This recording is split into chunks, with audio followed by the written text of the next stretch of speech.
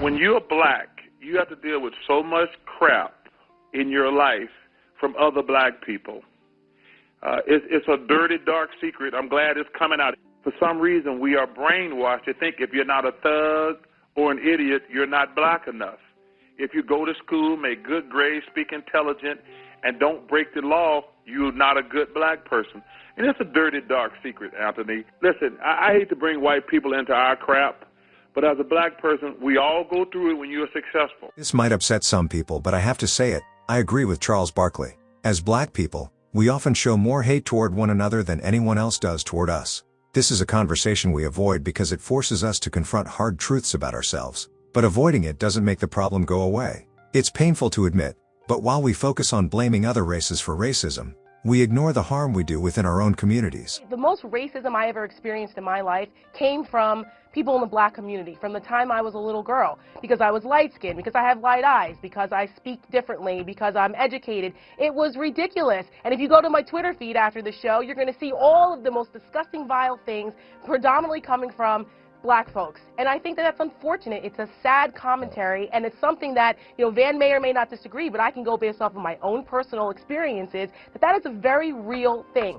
Charleston White brought up an important point when he was asked if Donald Trump is a racist. He challenged the idea by asking why we focus on Trump when the most destructive kind of hate is happening right here, among us. He pointed out that we hurt each other, kill each other, and destroy one another's lives in ways that no outsider ever could.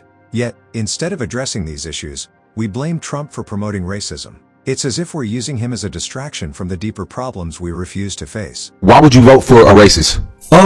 Trump is racist.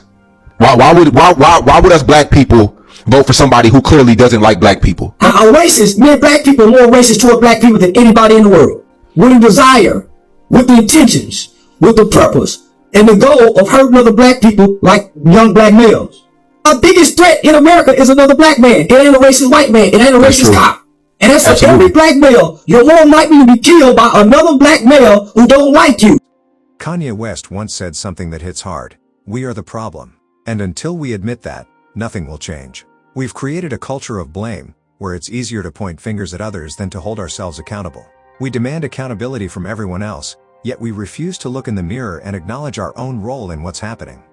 Look at the numbers. Police brutality is devastating and must be addressed, but the violence we inflict on one another in our own neighborhoods is far greater. The ratio is staggering. And yet, those stories don't make headlines. Where are the protests when a black person takes another black person's life? Where is the outrage when the victims are our own brothers and sisters, taken by someone from their own community? It's hypocrisy, and it's tearing us apart. We're so focused on fighting battles with others that we've lost sight of the war within.